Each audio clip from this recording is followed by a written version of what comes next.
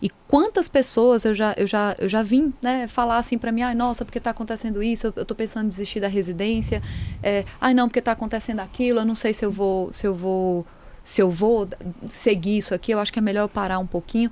E às vezes talvez a nossa maior dor seja a nossa maior motivação para ser melhor, né?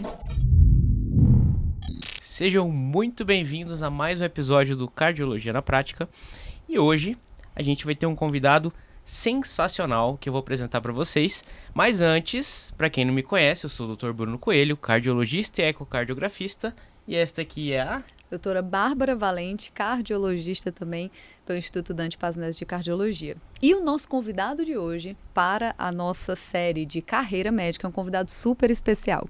Uma coisa que vocês vinham me pedindo muito para falar sobre mercado de trabalho, sobre a própria residência médica, mas também vai ser uma grande inspiração de vida para vocês, viu? A história de vida dele é muito inspiradora, eu tenho certeza que se você ficar até o final daqui, você vai ter lições valiosas para a sua vida. Então, meus queridos, o nosso convidado de hoje é o Dr. Alberto Cervoni. Ele é cardiologista e intervencionista pelo Instituto Dante Paz Neves de Cardiologia, onde atualmente ele também faz parte do staff do Corpo Clínico de Cardiologia Intervencionista do hospital. Além disso, ele fez fellow em cardiopatia estrutural e ele vai contar pra gente como foi todas essas residências, como está o mercado de trabalho atualmente e também tudo que permeou essa longa história. Seja muito bem-vindo, Dr. Alberto Cervoni.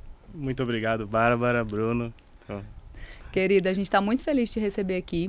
Com certeza. O Alberto, ele vai contar toda a história dele, mas antes de tudo, sabe quando eu conheci o Alberto pela primeira vez? Na enfermaria de clínica médica do IANSP, do 3º andar? 8º andar. 8º andar. Ah, você fez clínica Eu no fiz IANSP. clínica médica. Foi meu R2 de clínica, você acredita? Ah, pô, o pessoal do IANSP é muito fera, né? Só E tem depois- IANSP aqui na mesa, então Só tem IANSP. você que quer fazer residência, faça no IANSP. Né? Onde você vai chegar? O Bruno fez na USP, na clínica da USP, fez cardiologia no INCOL. Eu e Alberto fizemos clínica no IANSP e depois fizemos cardiologia no Dante Paz Neves. Mas antes disso tudo, Alberto, foi só uma feliz coincidência, né? Conta pra gente como que começou a tua carreira na medicina. Por que você quis ser médico? É isso aí. Obrigado, gente. Então, tenho hoje, vou completar 10 anos de formado. Como você comentou, fiz a residência de clínica médica no IANSP e depois todo o resto do esquema no Dante Paz Neves, cardiologia clínica, cardiologia intervencionista e o fellow de estrutural. Então é legal contar porque a minha ideia de ser médico começou mais ou menos com uns 4, 5 anos e nessa época o meu pai infartou. Teu pai infartou. E jovem, né? Eu obviamente não entendia nada, mas eu lembro de ir visitá-lo no hospital e ele foi para o Dante Pazanese. E aí eu cresci sempre escutando sobre o que era o Dante Pazanese, hemodinâmica e como uma terapia que era inovadora na época salvou a vida do meu pai. Então, assim, eu nunca tive um plano B. Para mim, sempre ia ser médico e cardiologista. Caramba. E assim eu segui como... Então, desde os 4 Olha aí. anos de idade, o Alberto já sabia que queria ser cardiologista intervencionista. Rapaz. Eu sempre quis medicina, né? Não, sério. Pra fazer de área de atuação. Mas depois cardiologia, acho que no 2º ano eu também já decidi que eu queria cardio. Decidiu. Mas não foi a história. A sua história foi muito, né, comovente. Não tinha outra coisa pra você fazer a não ser hemodinâmica. Né?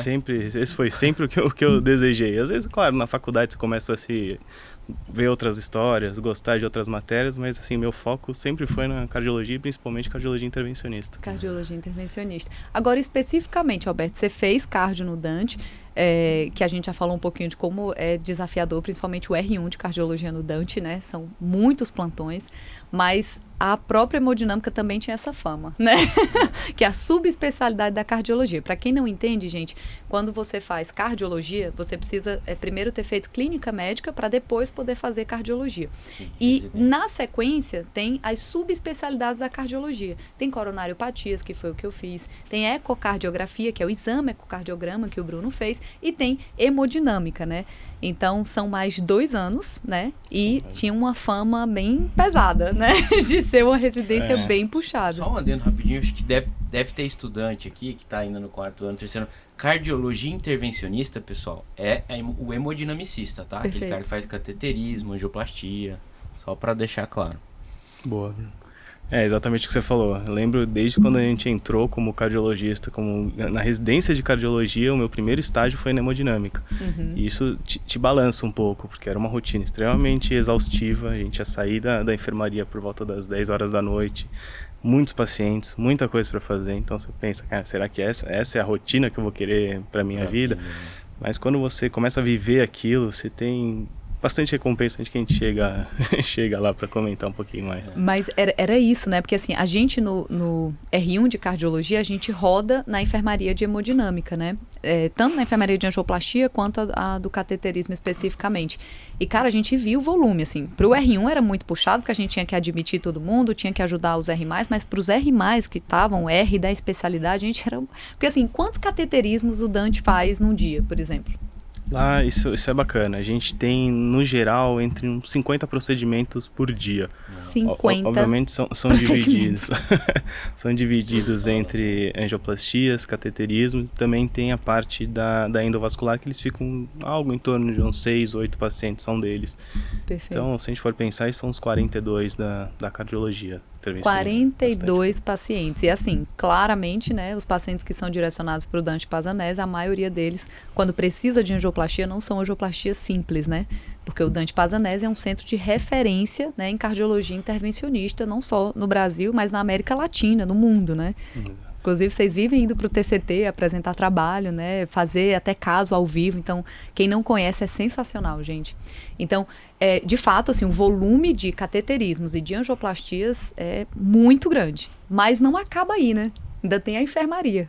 Ainda tem o curativo, né? Que também leva mais tempo ainda. Principalmente no R3, que quando você faz o cateterismo, principalmente existem duas vias para fazer, né? A via femoral e a via radial. Então, principalmente na via femoral, quando você faz o cateterismo, depois você tem que tirar o introdutor e comprimir aquela perninha.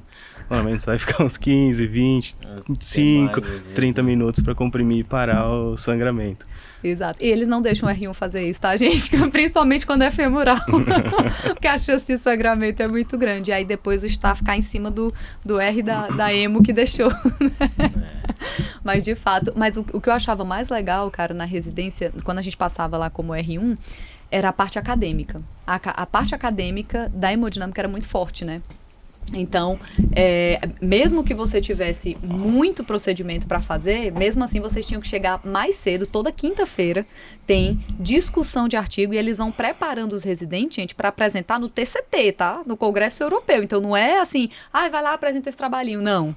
É uma banca, parece um doutorado. Cada vez que vocês iam apresentar, parecia que vocês estavam apresentando o doutorado de vocês. Então, eu admirava muito isso. Essa disciplina, seguir realmente um plano acadêmico. Então, isso a residência estudante é muito forte também, hemodinâmica, né? Isso agora, acho que não lembro faz quanto tempo que você passou, foi mais ou menos na minha época. 4, 5 anos, agora mudou um pouquinho, porque além disso a gente ainda tem uma grade de aulas todas as terças-feiras às 7 da manhã. Olha então, só. E ainda tem as reuniões de artigo, que isso aí também foi realmente uma preparação excelente. Eu lembro de comentar com a minha mulher, com a Diana, que eu tenho que apresentar um artigo, tenho que preparar. Não sei se eu estou no nível das pessoas que estão apresentando. Que eu lembro quando passava como residente de cardioclínica, eu falava, cara, olha o nível dessas pessoas, como eles apresentam bem. Então, sempre, cara, correndo atrás e tentando entregar igual o que as pessoas entregavam para manter aquele padrão do Dante. E toda quinta-feira a gente tem essa mesma coisa, com o R3 apresentando um artigo, alguma revisão, e um R4 fazendo uma revisão extensa sobre o tema, e depois o staff que estiver na mesa discutindo o tema e abrindo para discussão com todo mundo que está lá assistindo. É bem legal. Né? É fantástico, é muito enriquecedor, gente. Inclusive, quem for residente estudante Pazanese e tiver a oportunidade, vá lá na quinta-feira, é uma sessão aberta, né? É aberta. Então, todo mundo consegue participar. E, nossa, eu, inclusive, nesses últimos anos que eu fiquei fazendo meu doutorado, sempre que eu podia, eu ia lá assistir e aprendia demais com vocês. É sensacional.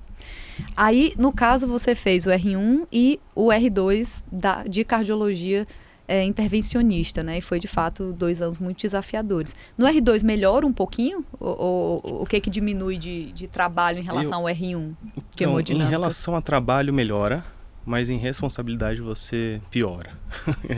Colocamos assim, o R1, quando chega na residência, ele tem que chegar às 7 horas da manhã, fazer a admissão dos pacientes, porque tem uma lista, um check-up de coisas que a gente não pode deixar passar, anticoagulante, alguns remédios que são ruins junto com contraste, Entre outras coisas, então ele precisa fazer esse checklist para o paciente poder entrar em segurança na sala.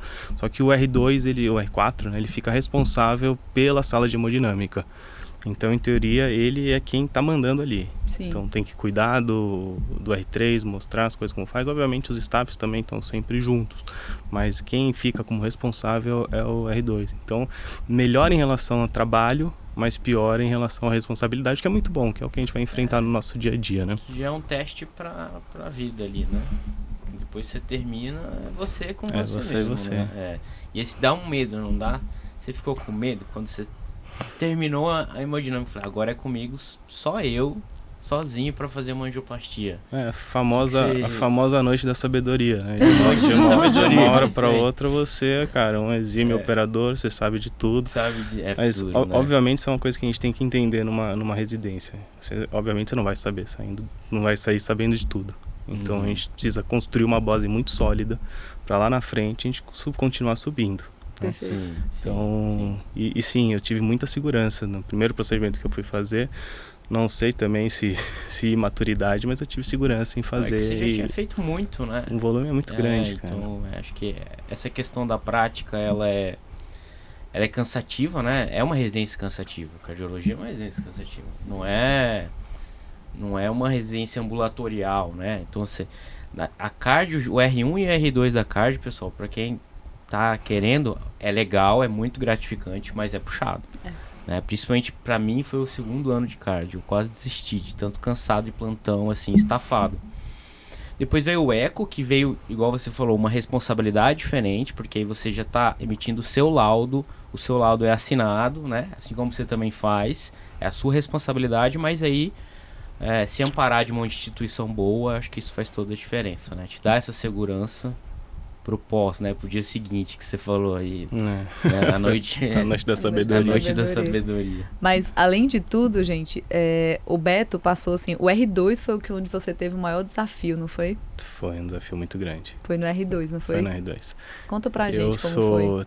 Tenho 2 filhos. A menina mais velha tem 5 anos e tem um menino de 2 anos. Quando eu tava na metade do R2 de cardiologia intervencionista, veio uma notícia, um diagnóstico de câncer na minha filha. Era um câncer estágio 4, metástase, cara, em tudo quanto era lugar. E aí, tava no meio da formação, muito difícil saber, dúvidas sobre sabe, o que vai acontecer com a gente, para onde a gente vai.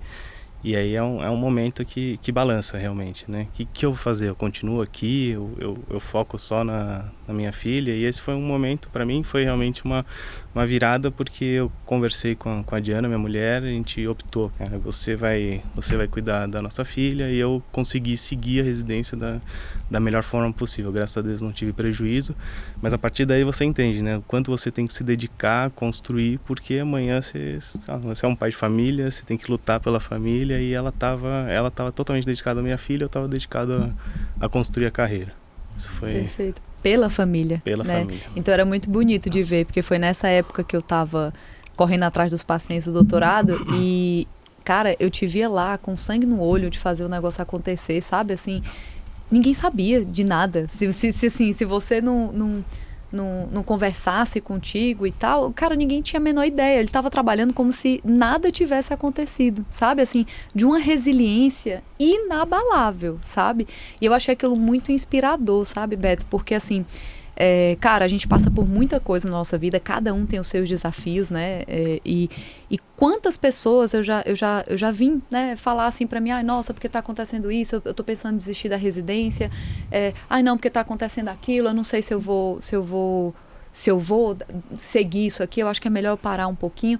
E às vezes talvez a nossa maior dor seja a nossa maior motivação para ser melhor, né? Para ser talvez aquilo que aquela pessoa precisa da gente. Então, cara, achei assim fantástico, assim, porque eu confesso que eu acho que eu não ia ter psicológico para continuar, porque de fato é uma residência muito puxada, residência de hemodinâmica R2, como você falou, é muita responsabilidade. E assim, eu não sei como tu conseguir entregar 100% lá e ao mesmo tempo ser um paizão como você sempre foi e um parceiraço, né, da Diana, sua esposa, né? Que era muito bonito de ver. Quem não segue a Diana também, se você quiser falar o arroba dela, é um amor, uma mãezona. De Albuquerque, ela fez uma história linda mesmo. Ela construiu depois você dá uma olhada também, bro. Ela fez não sei se vocês lembram do filme A Vida é Bela. Sim. Então ela meio que construiu um enredo em cima de tudo que estava acontecendo com a nossa filha e ela ia pro hospital feliz. Ela chegava em casa e falava, eu quero ir pra casa hospital. Ela achava que lá era a casa de alguém, nesse hospital, que era um lugar que ela adorava, se divertia. Minha filha. Então, assim, mesmo passando, 100 e poucas sessões de químio, cirurgia, radioterapia, transplante de medula, imunoterapia, mesmo assim, um monte de picada, pique, catéter.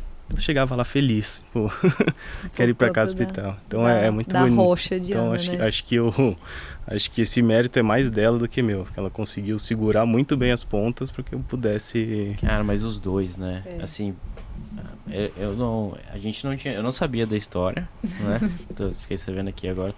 Mas assim, é muito importante você contar essa história porque você vê, né, pessoal? Às vezes a gente acha que a nossa vida tá péssima e que eu vou desistir. Então, assim, tá aqui um cara na sua frente, o Alberto. Olha a resiliência dele. Igual eu falei, a residência de cardiologia não é fácil. De hemodinâmica também não. E olha o que ele passou e ele conseguiu vencer. Cara, você é um vencedor, assim.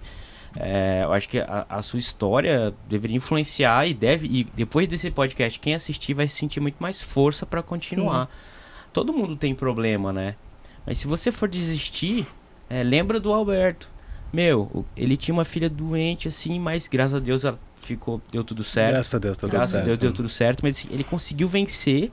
Óbvio, com o apoio da sua esposa, eu acho que foi fundamental, né? Acho que ela Que divisão sábia que vocês fizeram, né? Tipo assim, é por isso que eu digo que Deus escolhe, assim, de forma... Ele nunca desampara, né? E você sabe que isso foi uma conversa que a gente teve no primeiro dia. Tudo foi muito rápido como aconteceu com a gente. Tipo, numa quinta-feira ela foi examinada, o pediatra era meu tio, palpou uma massa, não sabia o que era, falou, pode ser só uma anemia, mas faz um ultrassom, que se tiver alguma coisa, se não tiver nada a gente repõe o ferro. Aí no ultrassom já veio um monte de massa, uma massa anexial, conteúdo heterogêneo, uma massa hepática, desespero total. Aí a gente fez ultrassom na sexta. A gente conseguiu marcar uma tomografia no sábado. Quando a gente estava chegando na tomografia, eu já estava muito mais nervoso, né? Não sabia o que ia acontecer, tinha muito mais ideia do que podia representar aqueles achados. Nessas da Diana horas ainda. É terrível ser médico, né, a Diana ainda, não entendendo o que era, acreditando que podia não ser nada. E aí a gente chegou no hospital, eu esqueci os exames. Aí ela começou a brigar comigo, eu brigando com ela. Uma hora eu parei e falei, seguinte, cara, a gente não sabe o que vai acontecer com a gente, mas isso aqui pode ser um divisor. Se a gente não entrar num denominador comum, a gente vai separar e as coisas vão muito pior. Então vamos tentar se suportar, não existe culpado aqui. Sim. A gente vai se apoiar e vai em frente. E foi exatamente o que aconteceu desde então.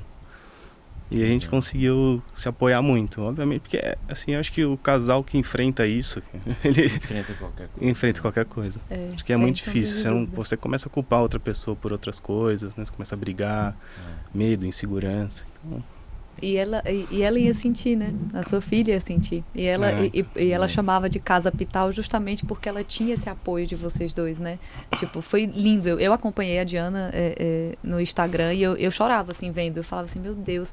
Tipo, gente do céu, que coisa linda. Como que uma mãe consegue transcender a dor para transformar aquilo numa forma lúdica para que a filha possa não sentir dor? Cara, isso é muito bonito. Foi, assim, sério, foi incrível. Foi uma coisa muito inspiradora pra mim, assim, sabe? Acompanhar a Diana. Mas, enfim. Então, né? Se você tava pensando em desistir, segura a onda, engole o choro. Você já entendeu que você não tem motivo, né? Segue tua residência, vai amanhã pro plantão, acabou, engole seco. Agora, vamos seguir. Depois disso, você fez a residência de cardiopatia estrutural, né? Como é que funciona? É um R3 de hemodinâmica? O que vocês fazem nessa residência? Como que funciona? É um 7º ano de residência. Gente. Também não foi fácil essa decisão, porque você já chega cansado com 6 anos de residência. Você não aguenta mais ganhar aquela bolsa de residente. Você fala, cara, quero começar minha vida, quero ganhar dinheiro, quero seguir em frente. Mas a gente tem que entender que isso é uma coisa que a gente está construindo, né? A gente vai colher frutos muito melhores se a gente conseguir continuar subindo. Então, a residência é um ano adicional. O ano que eu fiz foi o primeiro ano que começou isso. Lá no Dante? Lá no Dante. É porque não tinha, né? Não tinha. Porque, assim, não tinha um volume tão grande de dispositivos dedicados, porque são dispositivos muito caros. E o atual diretor conseguiu criar uma rotina dentro do hospital com esses dispositivos que permitiu uma formação adicional. E aí eu fiz esse primeiro ano, que também a carga horária é bem puxada. Então são todos os dias, e aí passa muito por entender toda essa parte da cardiopatia estrutural, entender muito de eco, seleção de paciente, análise de tomografia. A gente participa de muitos estudos clínicos, então o fellow fica responsável por também selecionar o paciente, preencher toda a papelada, acompanhar o paciente, e não só chegar e fazer o procedimento. Então tem todo um peri-procedimento que é muito puxado. Indicação, né? E quais são os procedimentos que vocês fazem lá na cardiopatia estrutural? Porque tem muito, só para você entender, assim, tem muito estudante de medicina, médico recém-formado, generalista, que não entende o que é cardiopatia estrutural e quais são esses dispositivos. Então, explica um pouquinho disso. O carro-chefe é a troca valvar transcatéter, troca valvar aórtica transcatéter, TAV, né? A sigla TAV, que esse é o que a gente mais faz dentro do Instituto. Inclusive, é o hospital que mais faz, acredito que na América Latina. Olha isso, gente. Do país, com certeza. Olha o nível de expertise, né? E aí a gente faz também procedimentos de válvula em valve, que é colocar uma válvula transcatéter numa outra válvula cirúrgica que já foi implantada, seja em posição aórtica, mitral, você pode colocar tricúspide, pulmonar. Essas outras áreas na direita ficam mais com o pessoal da cardiopediatria. Tem procedimentos de fechamento de leak, quando você implanta uma válvula cirúrgica, fica um vazamento ali, a gente consegue fechar também via transcatéter. Existem outros procedimentos de fechar CIA, né? CIA, FOP, oclusão de apêndice atrial esquerdo. MitraClip também? Reparos da válvula mitral. Por hora a gente ainda não tem dispositivos para reparo com MitraClip, mas está em vias D. Legal. São extremamente Não, gente, e é a menina dos olhos de ouro, né, da hemodinâmica, é a cardiopatia estrutural, porque cada vez mais os estudos têm saído positivos, né, para uma durabilidade, né, com um efeito adverso menor, né, quando você compara com a cirurgia de peito aberto, né. Então a TAV foi uma grande surpresa e, assim, hoje em dia é difícil você indicar uma cirurgia para troca valvar de peito aberto, né, sem ter passado por uma TAV antes, né? Porque hoje em dia, antes era só para pacientes, né, de mais idosos. Depois intermediário risco. E agora até para baixo risco. Hoje baixo risco, a gente já tem recomendação. As principais diretrizes, elas giram muito mais em volta da idade do paciente do que o risco cirúrgico. Por causa da durabilidade, né? Tipo, talvez pacientes mais, né, 40 anos, a gente não sabe quanto vai durar uma TAV dessa a longo prazo. Mas já considerando TAV em TAV, né?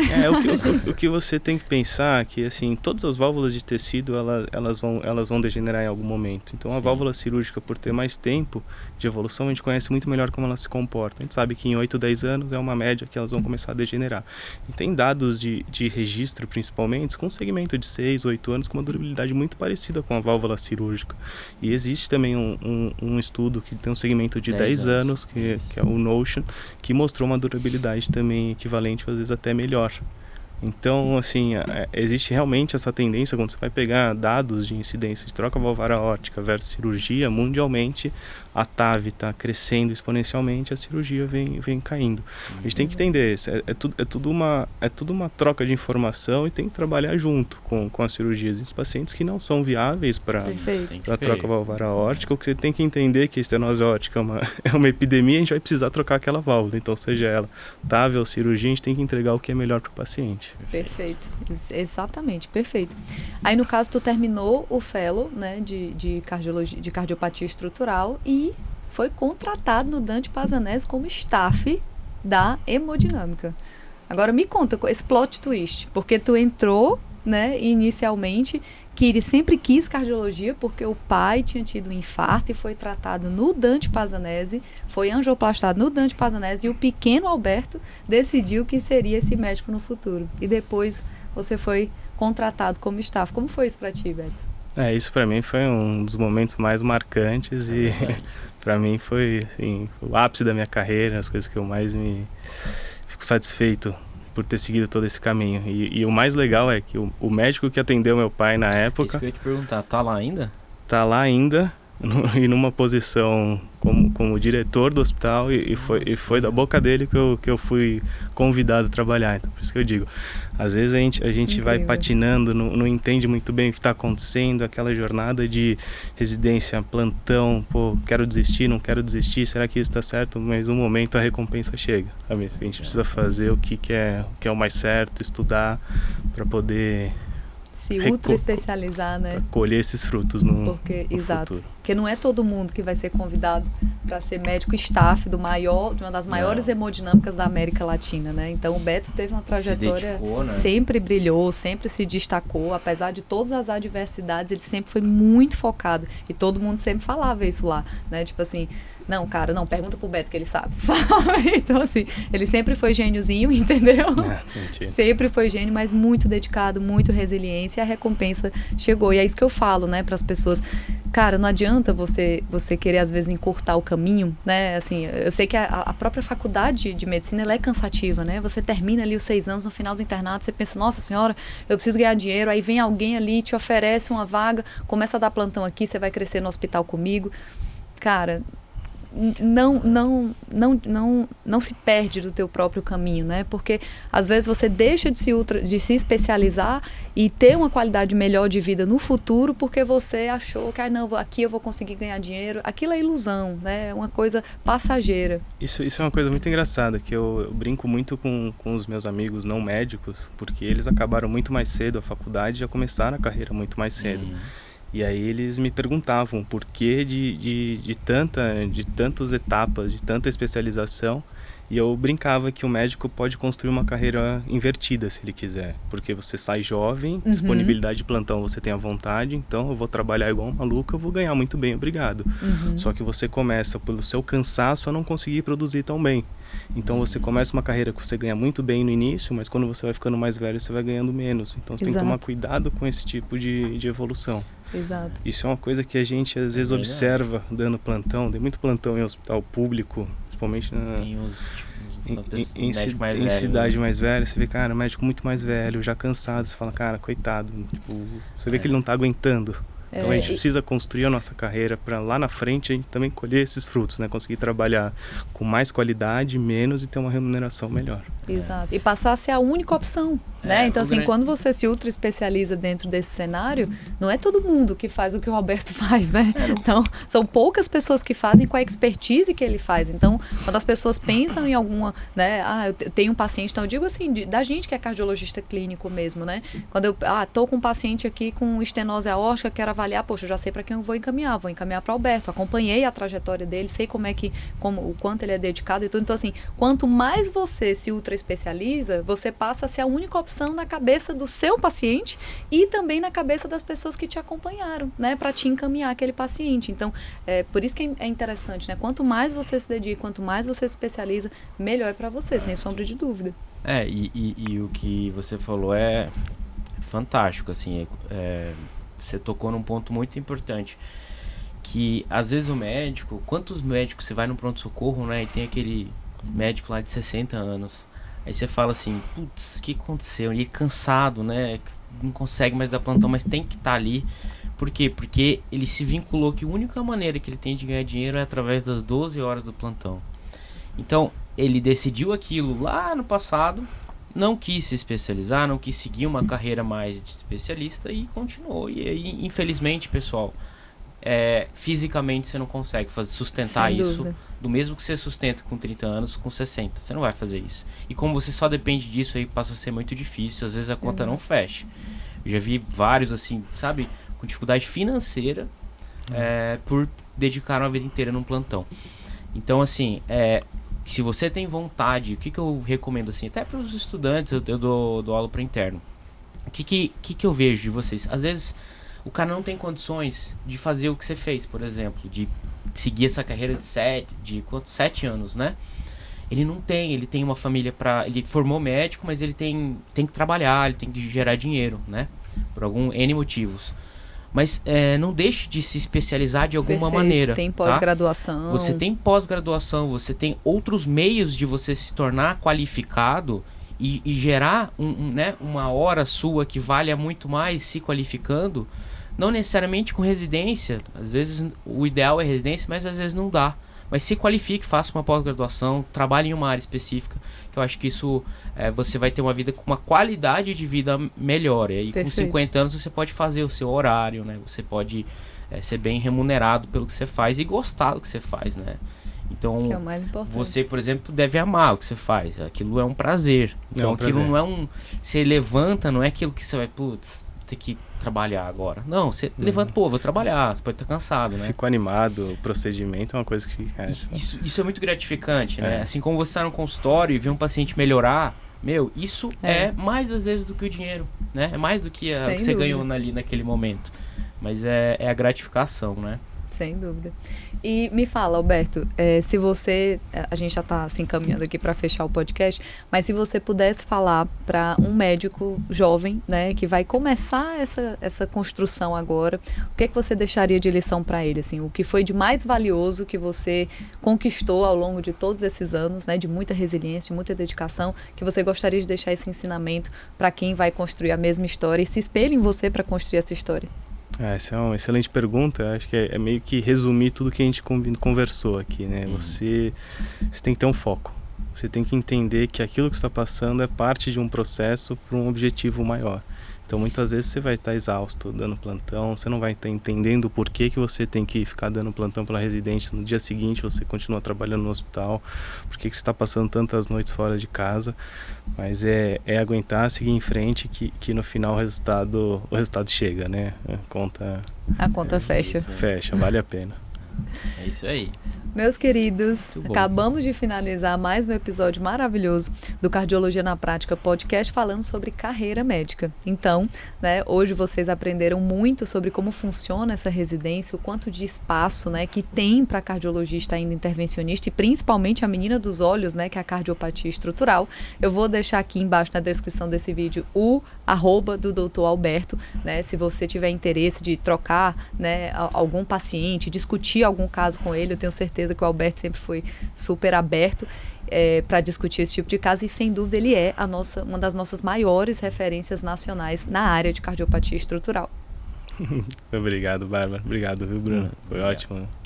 Não esqueça de se inscrever aqui no canal para que você possa receber os nossos vídeos sempre, tá? A gente aqui sempre libera vídeo na quarta-feira, meio-dia, sempre com temas valiosos sobre cardiologia e emergência, prática para o seu dia a dia. Então, até o próximo episódio.